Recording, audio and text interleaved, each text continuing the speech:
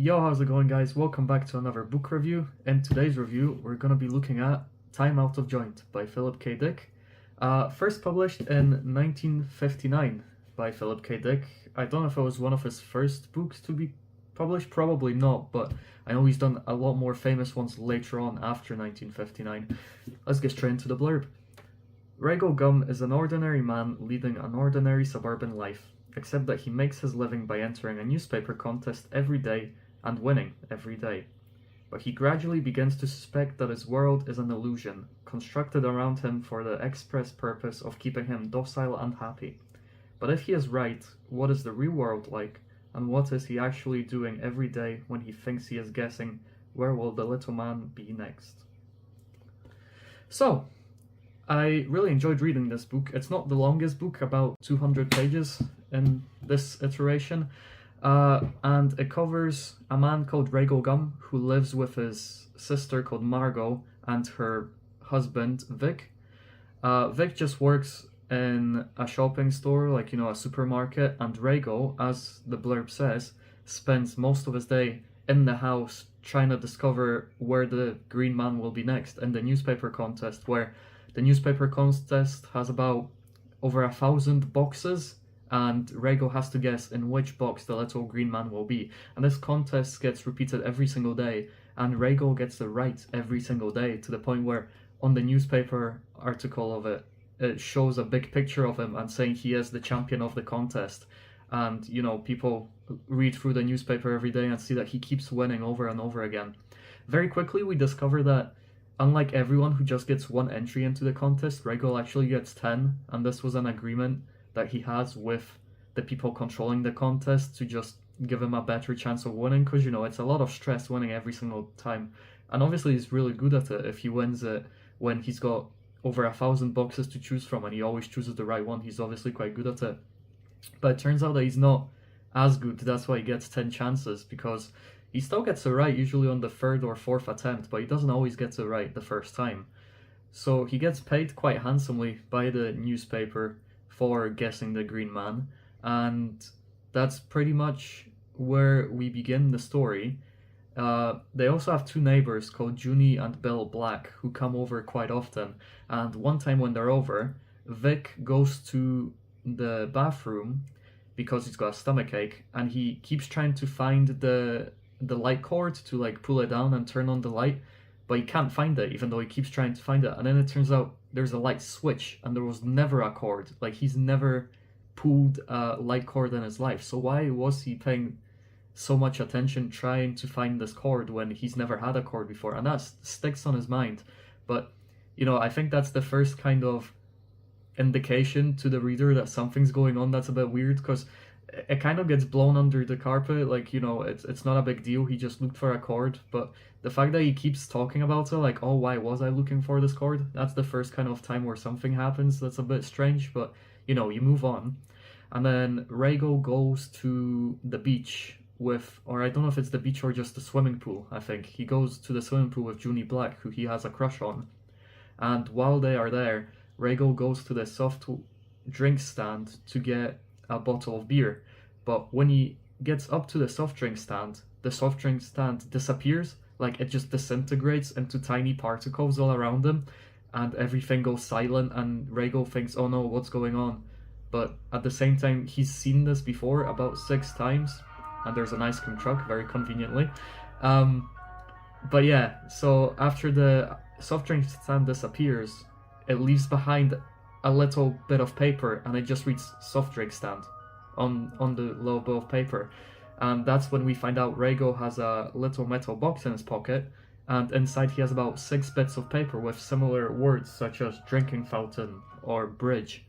And this to us indicates, okay, this is where stuff is really gonna kick off. This is where stuff is really starting to not be normal, because Vic tried to find a light cord which doesn't exist, and that which wasn't that weird, but now something really weird happens where a whole soft drink stand disappears. It just disintegrates into little particles and just blows away into the wind. And there's so many people around Ragle at this point, but none of them seem to notice that happening. So that's very weird. And then later on, Vic is on the bus to go back home from his work at the supermarket, and he's sitting on the bus, and he focuses so hard, like just thinking to himself, none of this is real, and then the bus becomes see-through, and the only thing that remains that you can see is like wirings around the bus. Like, it's very weird. Obviously something is going on. Like the blurb says, that the world around him just doesn't seem real. As the book progresses, it turns out that although that is kind of the case, it's actually not exactly what happens. And the book does a very good job at keeping the mystery going all the way until the very end, where there's a reveal of everything that's going on pretty much. But I obviously don't want to spoil it, so this is where I'm going to end the spoiler-free review. I'll just say, the reason I think you should read this book is because, as usual, Philip K. Dick creates a world that is very convincing. There's quite a lot of detail, especially for Ragle Gumm. Like, it walks you through everything he's doing, and like as he's discovering little like secrets and uncovering the big mystery, it leads you through that very well, through the whole mystery. I also think that the book does a very good job at keeping you second guessing. Like, you think, okay, this guy's in on it, but then you're like, oh no, it makes sense why he doesn't know this. Or it's like, oh well, these people must be on it because this happened. But then you're like, well yeah, but I mean, it kind of seems like a normal thing to do, so I don't know if they are in on it. And then you're like, well, this person must know what's going on. And then they explain to you why they don't know what's going on, and you're like, oh yeah, that makes sense, I guess. So it does a great job at keeping you second guessing yourself. And as Rago eventually moves away from the town where he's staying and he uncovers more and more things, it just keeps making you go like, what the hell is going on? And that's why I like this book so much. The ending could be a little bit better. Like, I wasn't fully convinced by the ending, but I still think it makes sense. The ending does still make sense. It's just a bit of a bizarre one, I think, considering everything you went throughout the book. There's also an afterword. I don't know if it's specific to SF Masterworks, but I would imagine so. There's an afterword, where, I don't know his name, but I think he's just a reporter.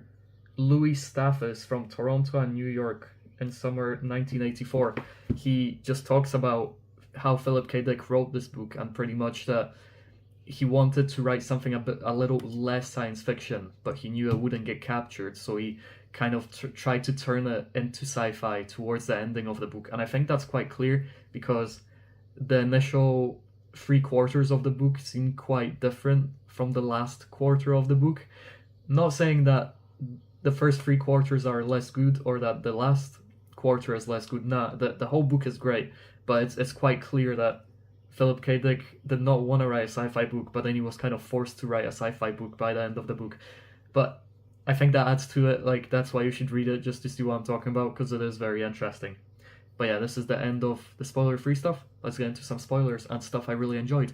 So, my favorite chapter, as we usually do, I'm gonna say my favorite chapter was chapter 7. And the reason for it is that this is the first chapter where stuff like really gets developed, like where stuff really starts going a little bit crazy, because up to this point, Ragle was, he was messing about within his house, solving his contest. He went to the swimming pool with Junie Black, etc., etc., but nothing really that crazy happened. In chapter 7, I like that when they're sitting in the clubhouse listening to the radio, Ragle initially thinks he's going crazy, because obviously, like, why would the whole world be revolving around him, right? That doesn't make any sense. But then obviously when he's on the radio, he hears the pilots saying, yes, you're looking down at Ragle Gumm yourself. And that's when he's like, oh no, the whole world is actually about me, because they're specifically talking about me on the radio. And then obviously Bill Black arrives, and we start to think that Bill Black may be in on it, because he really wants to see the radio. He wants to go into Sammy's fort and actually see the radio for himself. So we're thinking, oh, is he actually in on it?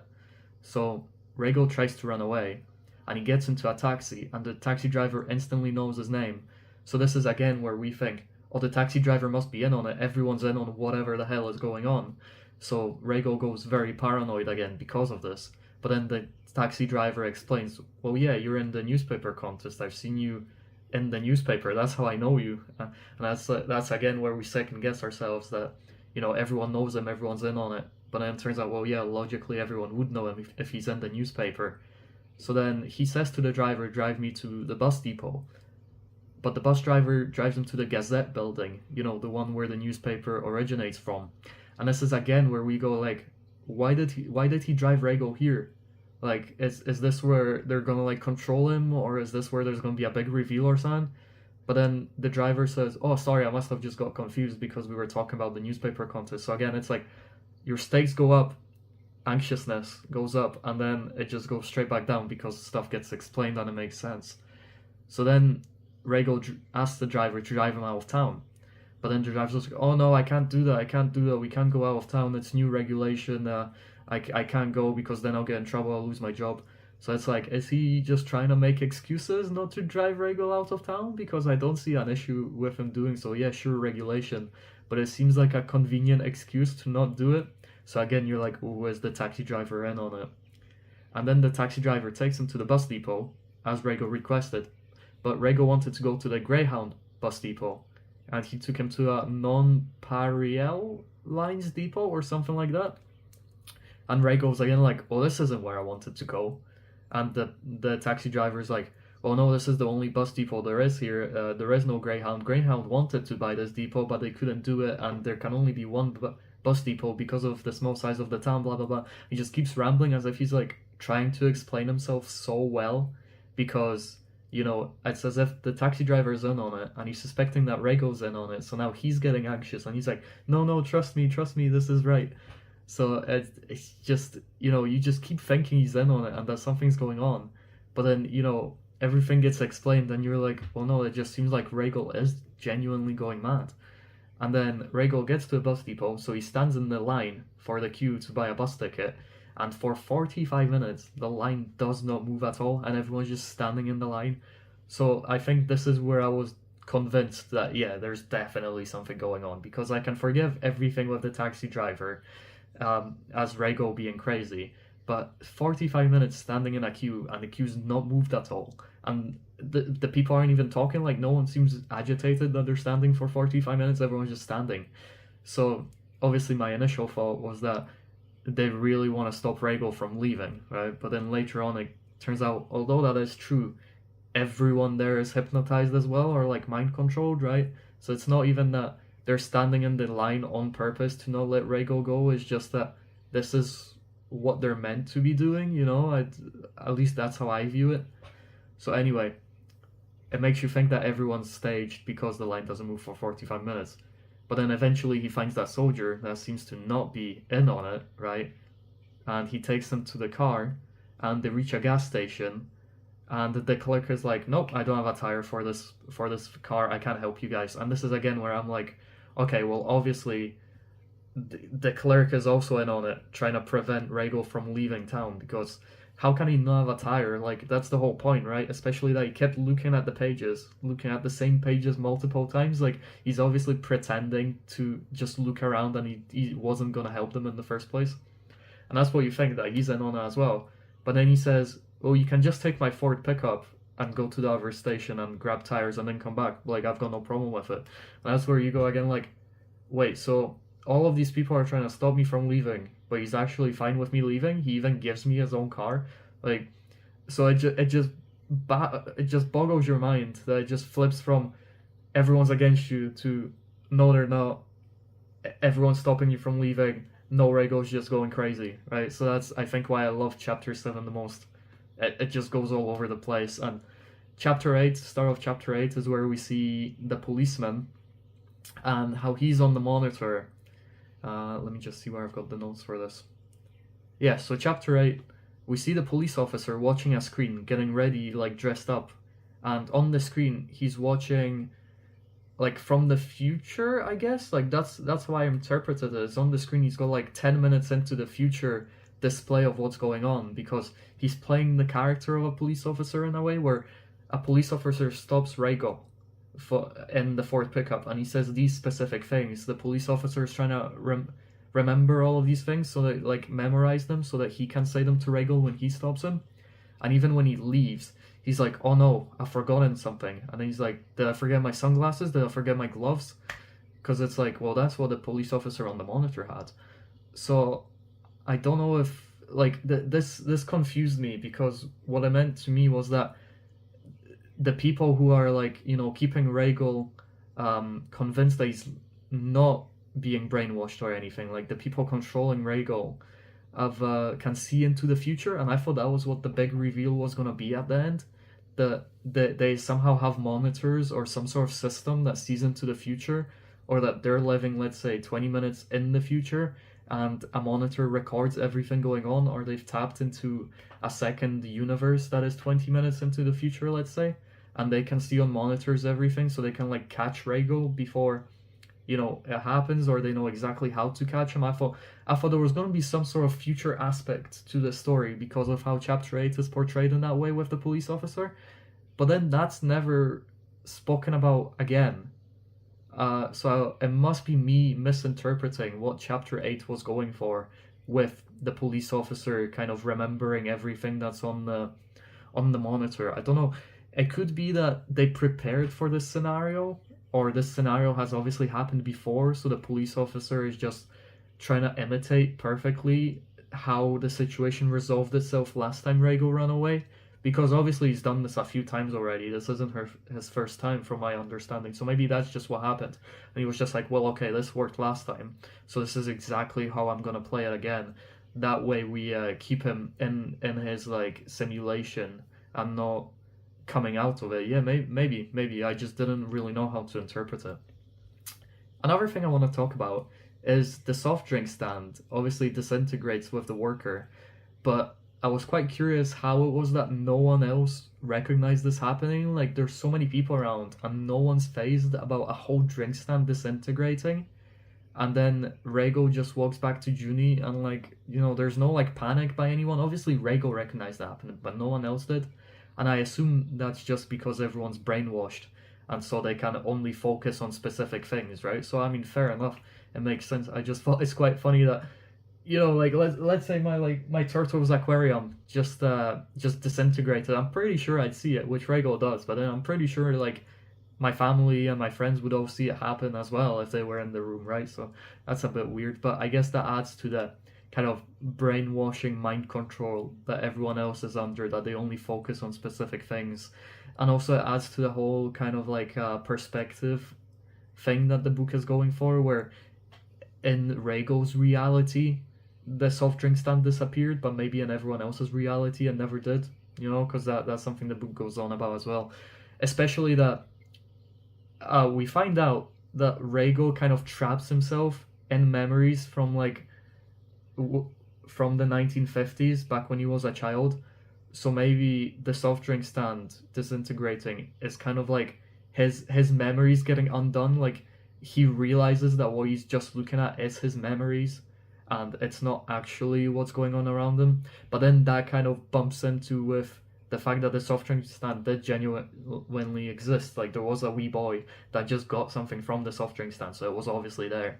But at the same time, it could have all been in Rago's head. Maybe the soft drink stand was part of just what he came up with in his mind. Maybe it just gets so confusing when you try and tie everything together. I'm not entirely sure.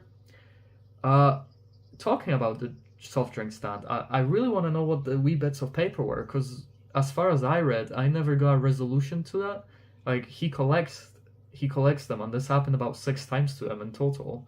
And then Sammy finds another 2 bits of paper, and Rago buys them off of Sammy, because obviously he realizes, wait, these look exactly like the bits of paper I have that I got from all these objects disintegrating.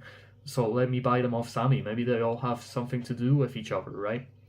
But it never gets developed further than that. Like, we kind of buy them off Sammy, and then we never see the bits of paper again. I'm not saying they shouldn't be included in the book, because they obviously should, especially the bit where Sammy finds the 2 sheets of paper. We think to ourselves, like, where did he get them from? How did this happen? Like, we thought this only happened to Rago. How did Sammy find 2 random bits of paper? It, like, adds to the mystery. I just thought it was a bit weird that it never gets a resolution, or at least as far as I read, I couldn't find a resolution for all the bits of paper. So I don't know. A little thing I want to mention, and this doesn't actually happen in the book. I just obviously my brain just farted when I read it. So when I first read the book, I read the first 3 chapters, and then I took a break for a few days, or maybe even a week, from reading the book. And then when I started reading chapter 4, the first half a page on chapter 4 talks about Sammy building his fort, like the big like stronghold building kind of thing that he and his friends are building. But the way I read it, because I obviously forgot who Sammy was because I took like a week off from reading the book, it read to me as if it was like a World War II kind of scenario of like them being in trenches or something. Because he even talks about like, like reinforcing the fortifications and having to dig the trench deeper, and now it's impenetrable, etc., etc. So I felt like, hold on a minute, did we just like teleport into another reality? And adding to the title, Time Out of Joint, I thought that's what it was gonna be, as like we were initially with Ragle, but now something happened to the time, to the something happened to the time, and now we're back in World War II, and somehow the World War II will merge with Ragle's reality in 1959. That's what I thought initially. And I kept reading it, and I was like, oh wait, Sammy. Oh right, he was just building his fortress, and I felt really stupid after that. But see, that's what the book does so well, because it just keeps so much of the mystery, like you don't know what's going on until the very end of the book. That something as simple as that, as Sammy building a trench, Philip K. Dick writes it so well that I thought we were actually in the Second World War, or even in the first one, with digging the trenches. So yeah, it was really funny, but stuff like that makes the book more memorable because now I have a funny story that I can say. But yeah, as I mentioned in the spoiler-free part, the ending of the book is nothing like the start of the book, and that really confused me because we were working and developing the story so much, and then at the end it's just revealed that, well, there's people on the moon and they have a civil war with the people on Earth, and it's like, wait, what? Where did this happen? Like, I thought this was about Ragle being mind controlled, or, well, I mean, in a way he was mind controlled, right? They created a whole village, whole town just for him to live in, so that he can continue doing his newspaper contest. I just thought it was wildly different than I expected. I didn't know what to expect of the ending because the story was just so mysterious. I could have went anywhere, but I really did not expect the ending as it was. I feel like the ending could have been better, and I've seen a few reviews where they think that the ending should have been a bit better as well. It was a bit anticlimactic, I thought, but I still enjoyed it. I still thought it was a decent ending. I like the whole idea of Ragle kind of going backwards in his mind, like regressing to back when he was a child because he just couldn't take the pressure anymore of having to stop all these like bombs and nukes arriving on Earth. So yeah, I still enjoyed it. I just thought it was wildly different from what I was expecting it to be. Um, and yeah, a good. What else do I want to talk about? Yeah, I want to ask, was everyone hypnotized? Like, everyone that was in the town mind controlled? Obviously, a few people weren't. Like, Bill Black obviously wasn't, because he's like a colonel or a major or something in the military. So obviously he wasn't brain controlled. And then I would assume maybe like all the town workers, like, the people that grabbed Ragle from that house when he traveled too far away from town, and then like the people like driving the trucks back and forth with food into the town. Maybe they're not brainwashed, but like some of them could be, like the ones that were kind of keeping an eye on Rago when they were working outside his house on the road.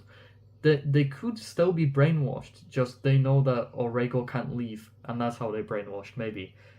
But yeah, like people standing in the queue at the bus depot, they were obviously brainwashed, because who stands in the queue for 45 minutes and does not realize, wait, what is going on here? Why are we not moving, right? So they're obviously brainwashed.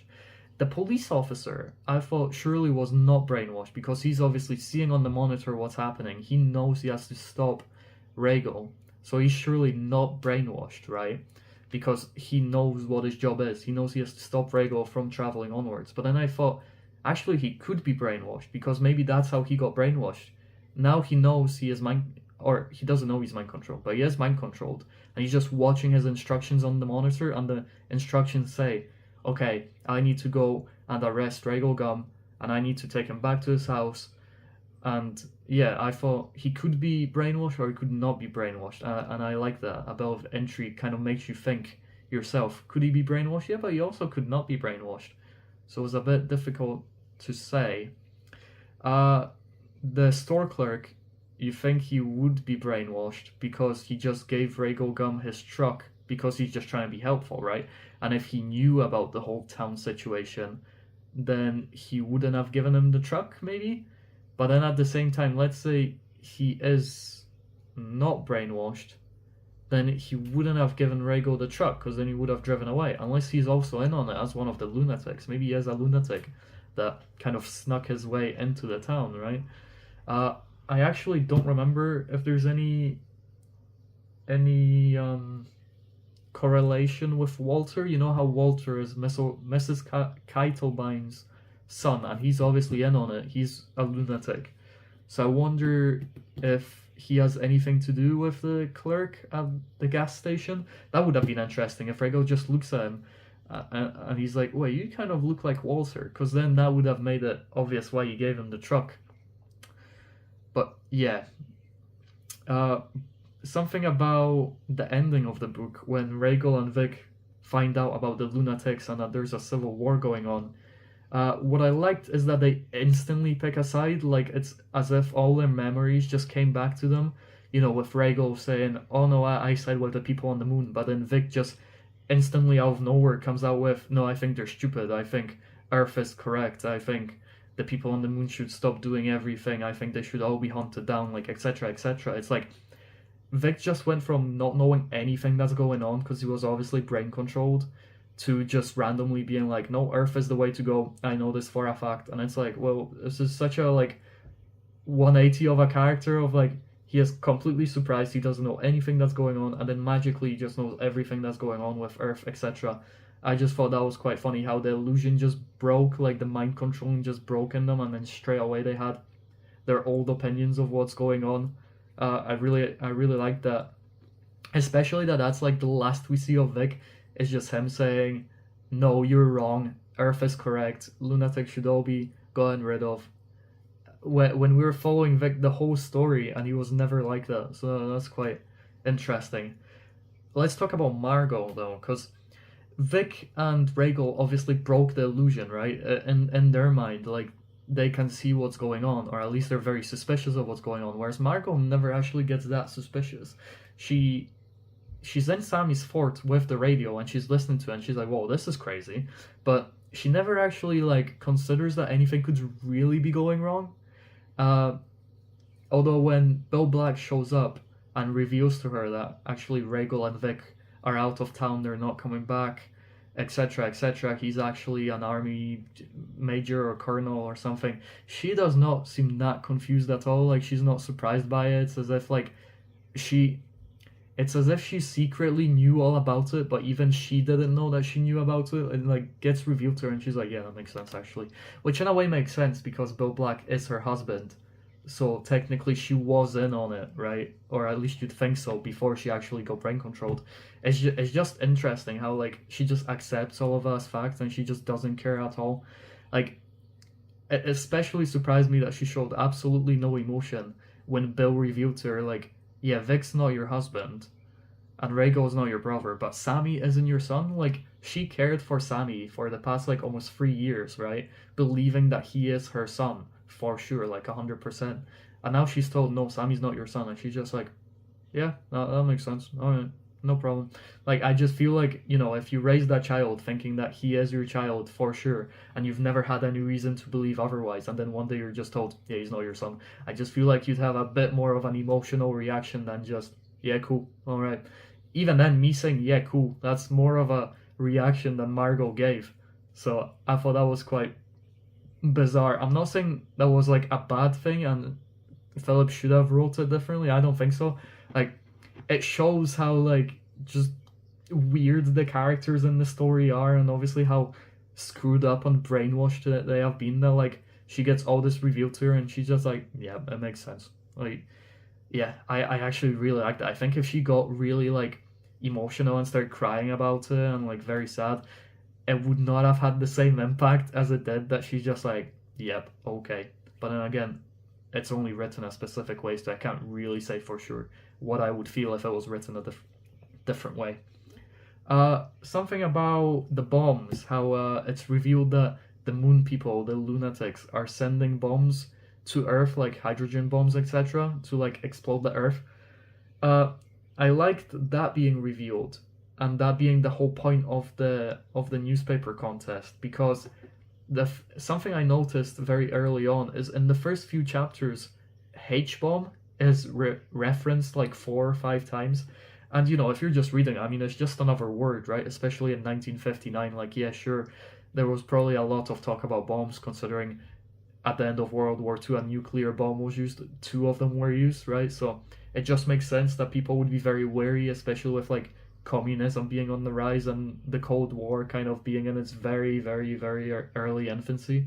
But it just felt so out of place for me seeing H bomb every time, because like I read it 4 or 5 times, like I'm saying, and it just seemed like straight away my brain was like, okay, this could be referenced later on, and I just started counting how many times they would reference the H bomb, because it just seemed so out of place, even though it kind of makes sense in their universe for them to be like scared of it and stuff. So I did like that at the end. It was revealed that they do actually drop H bombs, and that's what the lunatics are doing to fight Earth, is just dropping H bombs, and that's why Ragle is involved in the contest. He's trying to stop them from actually landing H bombs on Earth. So I did like the early references to the H bomb, and it kind of carried over to the end. It was one of those things that I did really enjoy that, and I like that I picked up on the H bomb being used over and over again, and that being a bit suspicious to me from the start. Talking a bit more about Ragle, obviously he was on the side of Earth, and he realized his talent for being able to predict where all the bombs would land from the lunatics. But eventually, he started feeling so much responsibility for the Earth's population, because he was the only person with that talent, and they didn't really have the technology to make those predictions themselves. Because I mean, even the lunatics admitted that the patterns of them dropping the bombs were really random, but somehow Ragle was able to predict them most of the time. So just that feeling of responsibility that Ragle must have had for the whole of humankind on Earth, pretty much, because you know, in his brain he's like, see, if I guess this wrong, people are dying, right? So I think that really contributed to him just going crazy and wanting to go back into like when he was a child. So yeah, I really enjoyed that, because I mean, it makes you think of just how much like responsibility and stress it puts on a person when they realize that their lives at stake. Like, you know, let's say you're an army commander and you send your troops out, and then your troops die, right? Like, so some army commanders will understand that. Yeah, I mean, that's just how war goes. You know, it's unfortunate, but that's how it goes. But then some other people, it will really affect them, because like, you know, if they just did something slightly different, a lot less people would have died. But now all of these people that died, like, they had families. You've spoken to them personally, like, you knew them, and now they're all dead, right? All because of a decision that you've made. So I can see why Ragle would have gone crazy, because he is the only person that can predict the bombs and where they're gonna land, and all of this responsibility is on him. Like, if people die, it's all his fault. That's how he sees it, right? Because he could have predicted it better. So I really did like that. It started driving him crazy, that he had so much responsibility on his mind, on his shoulders. I really liked that. Um, what else do we want to talk about? Yeah, the people talking funny. See, when Ragle escapes the town and he reaches whatever other town where the story ends, pretty much, he meets two boys at a diner, and they talk really funny and they look really funny as well. And then the two boys take them to an apartment where there's a lot more like youths of a weird description. Like, all the women are bald and dressed in suits apparently, and then the guys play flutes, but they don't play them with their mouths, they play them with their nose. They like stick them up their nose. And I was like, what the hell is going on? And then when I read all of that, I was like, okay, there must be aliens that invaded Earth, or we are on an alien planet where they just recreated a town from Earth, because these people can't be human, right? I mean, they dress weird, they act very weird, and they speak really weird as well. And at one point, they start speaking normally again, which Rago says that, oh, they've become sore, so now they speak normally because whatever. But it just seems so out of place. Like, I can understand if they do drugs, that maybe this is what happens, but like, I mean, I've seen people doing drugs in real life, and it's nothing like what's going on here. So I would just assume that this is how Philip K. Dick assumed people would be, just approaching the year 2000, because that last portion of the book, I think it's in like 1996 or 97. So obviously, it would have been like 40 years into the future of when Philip K. Dick wrote the book. So I don't know if that was just him making an assumption of like, a futuristic world, because you get so many different assumptions of what the future will look like. I don't know if that was just Philip K. Dick making an assumption of what the future will be, or if it was genuinely because those people were crazy, or if there's something else that I missed, because I really don't understand why they acted the way that they did, and why the women looked like men, and why did they play flutes with their noses. That's probably the most difficult part for me to wrap my head around. Yeah. Uh, and I think that's all about I want to talk about. Just a few questions that I have, just to end it. From when I read it, maybe these did get answered in the book. I just don't have the answers to them, so maybe I just missed them, or maybe I just didn't put two and two together. But why did the ice cream truck disintegrate, or the soft drink stand? Obviously, my assumption is that it disintegrated because it was just in his mind, because the whole point is that this is just Ragle's imagination. He's just making most of this up. But obviously, he didn't make the town up. The town does genuinely exist. It was just created by the Earth people trying to keep Ragle in his little bubble. But the soft drink stand, why did it actually disappear? And then what do all these little sheets of paper mean that just have random words on it? I get like a bridge disappeared, or a drink fountain must have disappeared in the past as well. It's just, why did they disappear? And then also, why did Vic see through the bus? Because he said that he saw through everything on the bus. All the people on the bus were fake as well, apparently, except for the bus driver. The bus driver was the only real person that he saw. So I don't know if this is like to say that the bus driver was not hypnotized, he wasn't brainwashed, and he actually knew to drive Vic home, and then everyone else was obviously hypnotized to just sit on the bus for it to seem more realistic for Vic, or whether it means that none of it actually existed and Vic was just in his mind creating the illusion that he's going home. But that makes no sense to me, because the town obviously exists. So I mean, it could just be that Vic just walked home, but in his mind he like decided, yeah, I am on a bus, and then he just magically, like, he walked home, but then on his mind he got dropped off the bus at home, and maybe that's why the bus was see-through, because it didn't really exist. But even then, it just boggles my mind. I can't wrap my head around it. Philip K. Dick is just so good at that. I feel like I have that with all of his books. He just writes stuff down, I read it, and I get what he's saying, but then it just doesn't make any sense to me at all whatsoever at the same time.